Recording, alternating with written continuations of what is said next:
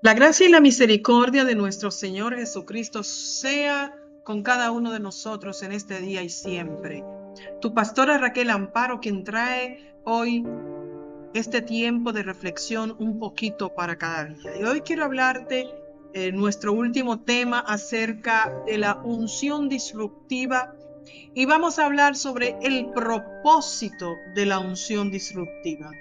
Buscamos en Lucas capítulo 4, verso 16 al 19. Dice la palabra del Señor: vino a Nazaret, donde se había criado, y en el día de reposo entró en la sinagoga conforme a su costumbre, y se levantó a leer. Y se le dio el libro del profeta Isaías.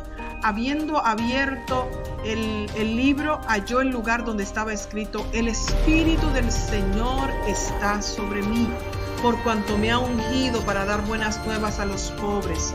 Me ha enviado a sanar a los quebrantados de corazón, a pregonar libertad a los cautivos y vista a los ciegos, a poner en libertad a los oprimidos, a predicar el año agradable del Señor. Era el año 1980, principio de los 80. Yo tenía unos 16 años cuando me diagnosticaron con tuberculosis en el pulmón izquierdo. Fue una noticia muy impactante y muy chocante para la familia, para mi mamá específicamente, porque yo estaba muy joven, apenas tenía 16 años. Comenzó con una gripe muy mala, como decimos a veces, y esas fiebres todos los días a partir de las 6 de la tarde. Yo tenía unas fiebrecitas y ya tenía un tiempo hasta que mi madre me llevó al dispensario antituberculosis, porque previo a eso, no recuerdo bien, pero creo que un médico me había examinado y me recomendó que se me hicieran algunos análisis. Cuando recibimos el diagnóstico fue un poco chocante, fue un poco impactante para nosotros, porque estoy hablando de hace aproximadamente 40 años atrás. Era un poco difícil esa enfermedad, y más que en mi niñez vi a una tía morir de esa misma enfermedad. Pues se puede usted imaginar que ya estaba pensando que iba a morir. Pero en el transcurso de esas primeras semanas, cuando comenzamos un tratamiento muy fuerte, tenía que tomar una cantidad de pastillas en la mañana e inyectarme ponerme una inyección todos los días por 2 meses. Fue muy difícil esto para mí. Esas primeras semanas fueron muy críticas porque vomitaba todo lo que caía en mi estómago cuando comenzaba a tomar esas pastillas, porque eran muy fuertes. Pero en esos días llegó un evangelista a la ciudad, a la iglesia donde nosotras nos congregábamos, y él conocía a mi mamá y alguien lo llevó a visitar a mi mamá y para que orara por mí, por el diagnóstico que acababan de dar. Yo tenía apenas como 3 semanas que estaba tomando el tratamiento, pero aún no veíamos mejoría, seguía la fiebre, no se quitaba. Entonces, cuando él llega a mi cama, porque no podía pararme de la cama, él comienza a decirme estas palabras: el Espíritu Santo me dice, esta enfermedad no es para muerte. Él se va a glorificar y Él te va a sanar, pero tienes que obedecer. La receta es obediencia. Yo pude entender que Dios estaba hablándome, porque ya previo había un año atrás Dios me había dado una palabra y yo había desobedecido. Y entendí que lo que estaba viviendo era causa de mi desobediencia. Él me dijo: esta noche tú vas a comenzar a tomar esa receta de obediencia. Ve al templo donde yo voy a predicar. Mi madre y yo nos miramos porque yo no tenía fuerzas para caminar. Caminaba unos metros y ya me estaba asfixiando. Pero yo le dije: sí, voy a ir en el nombre del Señor. Y literalmente, mis amados hermanos, cuando puse un pie fuera de la casa, la fiebre paró. Yo pude estar en el servicio, aunque un poco incómoda, porque estaba muy débil, pero comencé a ver a Dios obrar en esa enfermedad. Y esto me dio a entender que fui creada con un propósito. Y es que la unción que viene sobre nosotros es para cumplir el propósito. Y el propósito es la razón para lo cual se nos ha dado la unción. Y voy a repetirte esto. La unción que viene sobre ti es para cumplir el propósito. Y el propósito es la razón para lo cual se te ha dado la unción. Así que, como escribió este escritor norteamericano Ralph Waldo Emerson, dice que el propósito de la vida no es ser feliz.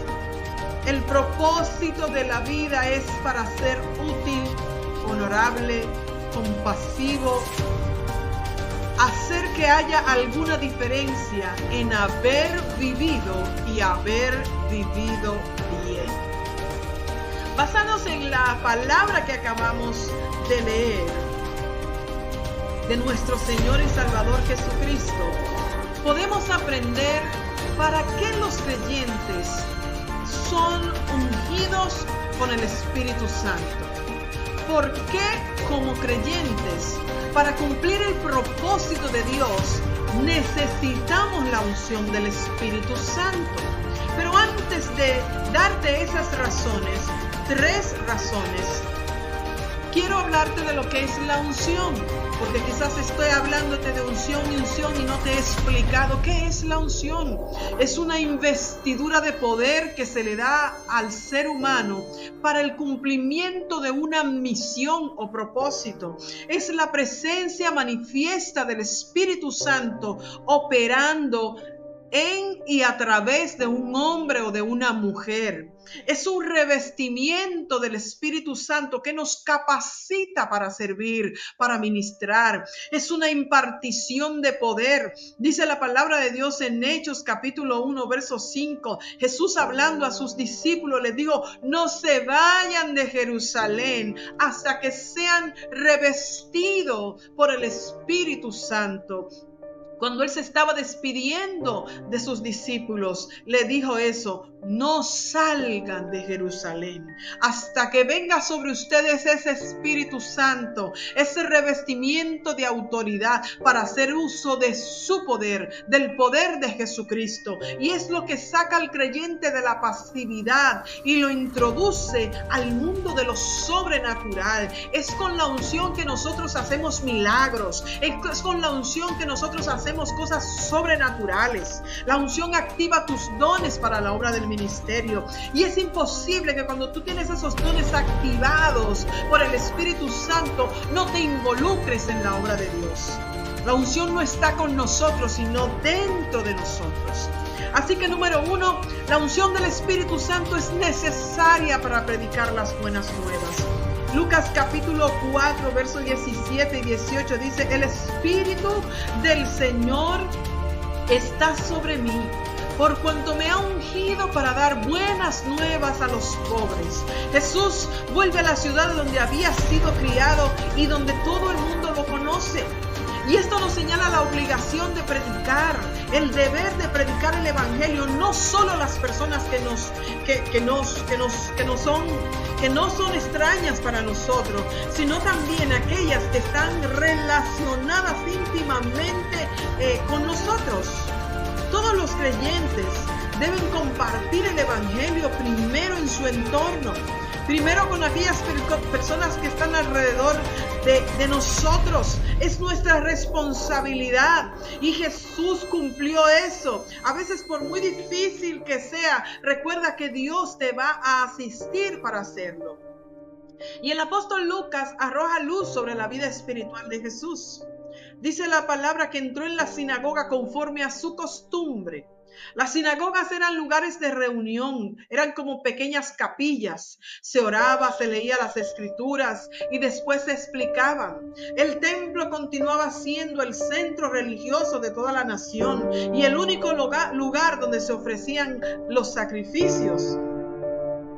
La gente enseñaba en las sinagogas donde los judíos, o sea, los judíos enseñaban ahí. Ellos se reunían no para un culto ceremonial, como en el templo, sino para un culto público de devoción comunitaria. Es como si todas las personas de una comunidad se reunían en esa pequeña capilla y ahí exponían las escrituras. Estas reuniones en las sinagogas se hicieron más frecuentes a partir del cautiverio en Babilonia, porque el culto ceremonial estaba próximo a expirar. Entonces cada sábado tenían los judíos 7 lectores.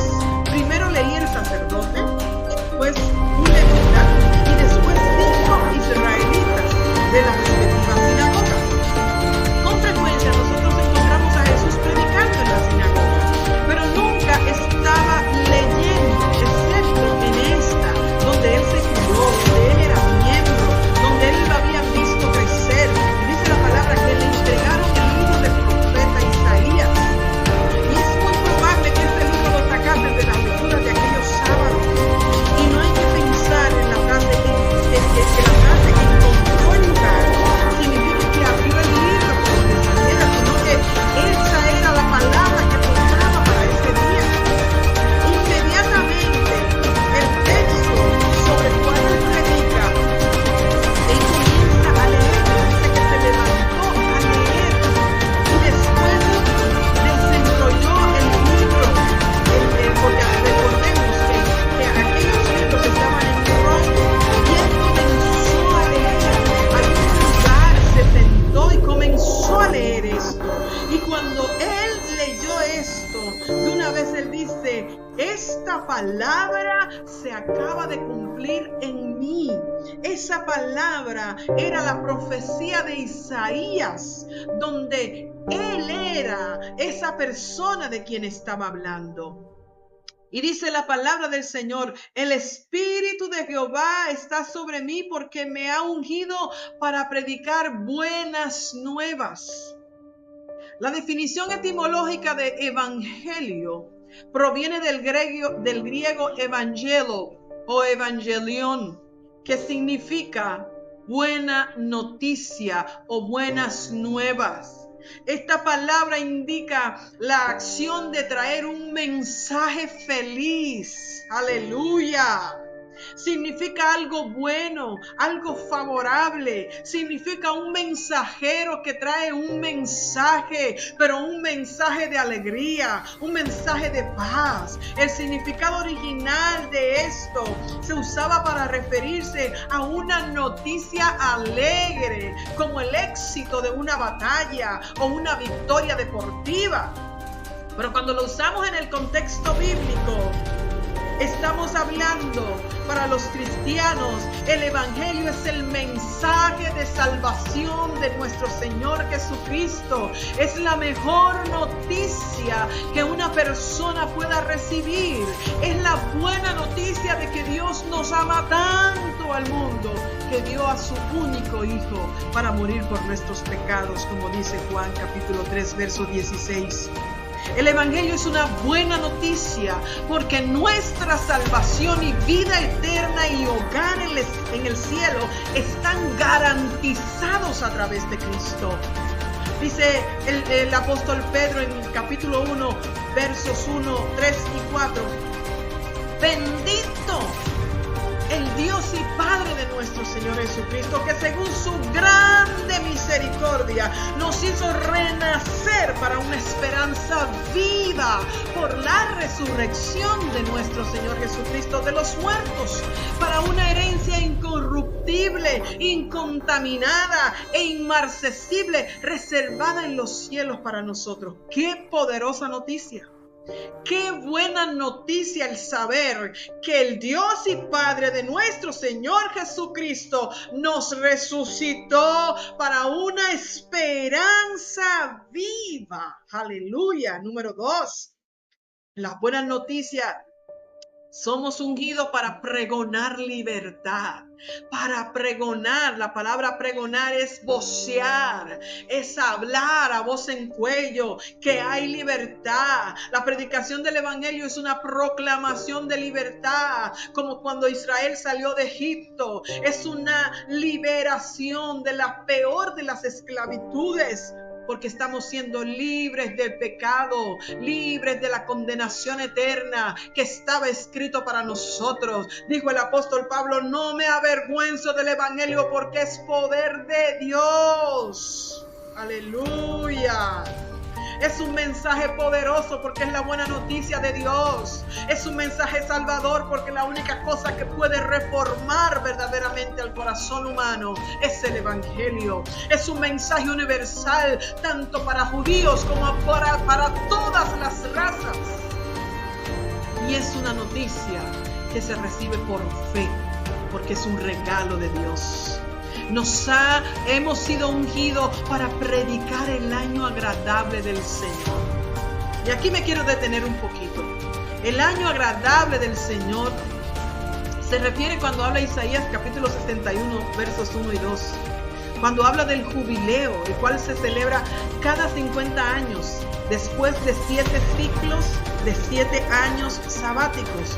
7 por 7 es igual a 49. Pero en el año 50 se proclamaba como año de libertad, que en hebreo quiere decir sonido de trompeta, porque se anunciaba con el toque del chofar. Chofar es una trompeta hecha de cuerno, y ese toque del chofar proclamaba el día de la expiación. Y este es algo muy interesante, porque en el año agradable del Señor o año del jubileo tiene 4 características principales.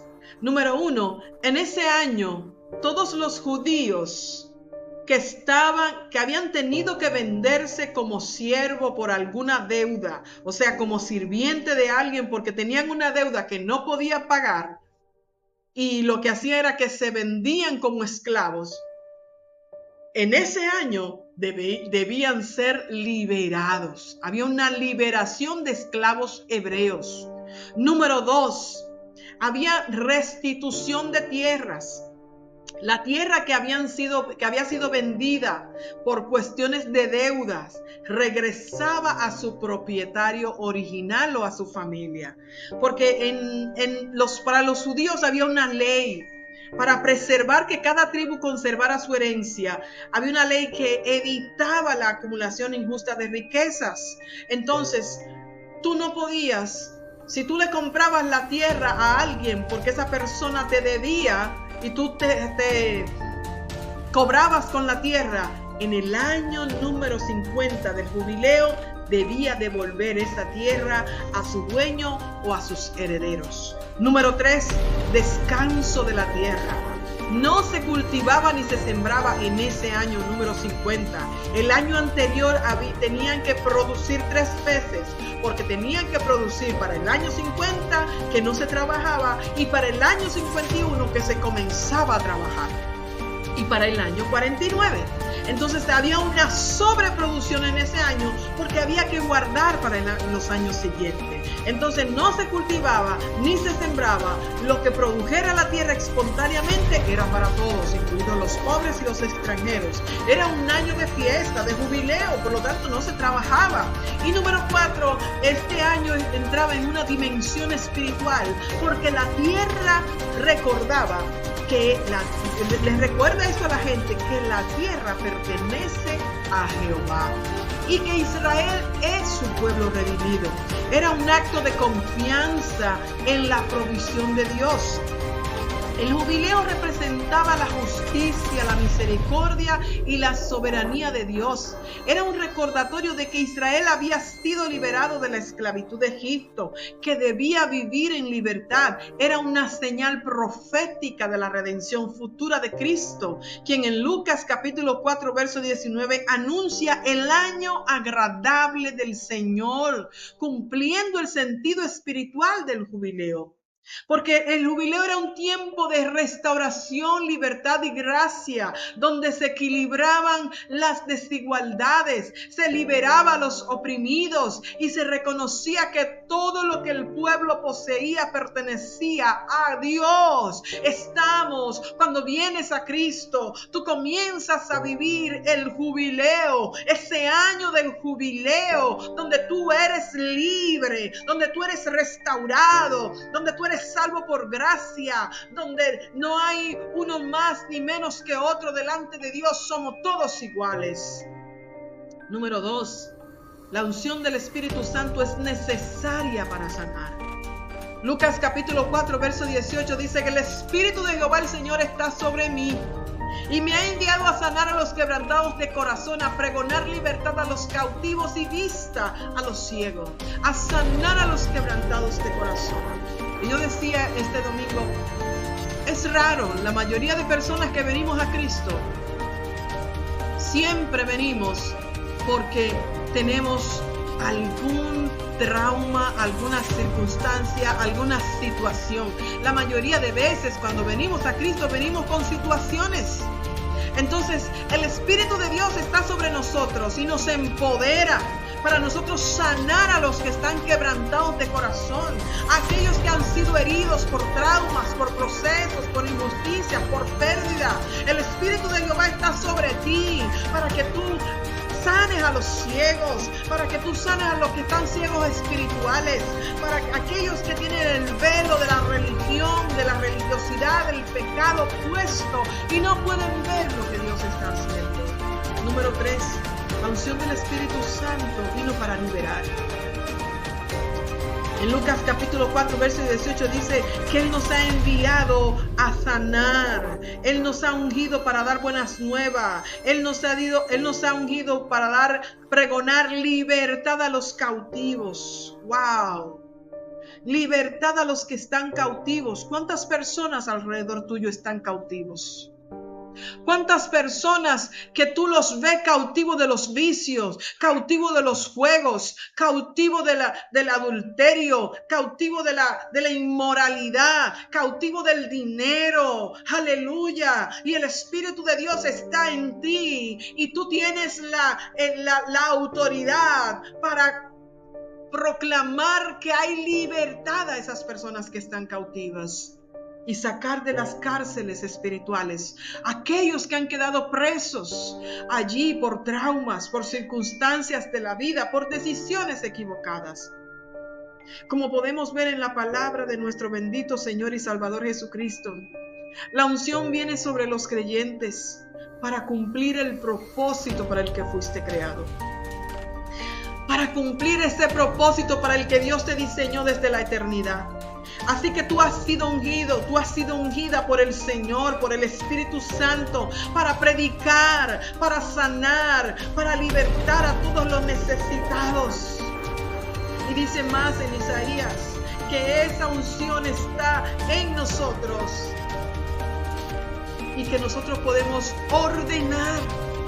Me encanta esa palabra cuando dice en Isaías, para ordenar que a los afligidos se les dé gloria en lugar de ceniza, manto de alegría en lugar del espíritu angustiado. En otras palabras, tú puedes ordenar que una atmósfera, que un ambiente se cambie. Aleluya. Tienes la autoridad de si llegas a un lugar y como dice la gente, siento cosas extrañas, la gente habla de mala vibra. Nosotros no hablamos de vibra, hablamos de espíritus. A veces llegas a un lugar y tú sientes que hay una opresión espiritual. Lo que tú portas, dice la palabra de Dios, la unción que está en ti, tú tienes la capacidad de hacer cambio de atmósfera. En el nombre de Jesús, ordenarle a esos espíritus que se están moviendo en ese lugar, que se vayan en el nombre de Jesús y ser libre. Y algo más dice, esa unción que está sobre ti, cuando eres hijo de Dios, cuando estás lleno del Espíritu, esa unción que está en ti te capacita para tú reedificar lo que en tus generaciones estuvo mal, lo que tus padres hicieron mal, que te afecta a ti, toda esa iniquidad que te afecta a ti. En el nombre de Jesús, tú tienes la unción, tienes la autoridad de reedificar de nuevo para que tus generaciones siguientes no sigan reproduciendo. Eso está en ti. La unción del Espíritu de Dios. El Espíritu de Jehová, el Señor, está sobre ti, está en ti y te capacita y te llena de su presencia para que seas una dinamita en sus manos y donde quiera que estés, les representes al reino de Dios. Padre, en el nombre de Jesús, yo oro por tus hijos, por cada una de esas personas, Señor, que están ahí, que tú los has llamado, Padre, que tú los has capacitado, que tu unción está sobre ellos. Oh Espíritu Santo, te pido que venga sobre ellos la revelación de que puedan entender que el Espíritu de Jehová, el Señor, está en ellos y los capacita para ser testigo de quién es Dios y de todo lo que hace. Te doy gracias, Padre, en el nombre de Jesús. Un abrazo y este domingo a las 10 te espero en nuestra reunión dominical. Dios te bendiga, Dios te guarde, tu pastora Raquel Amparo.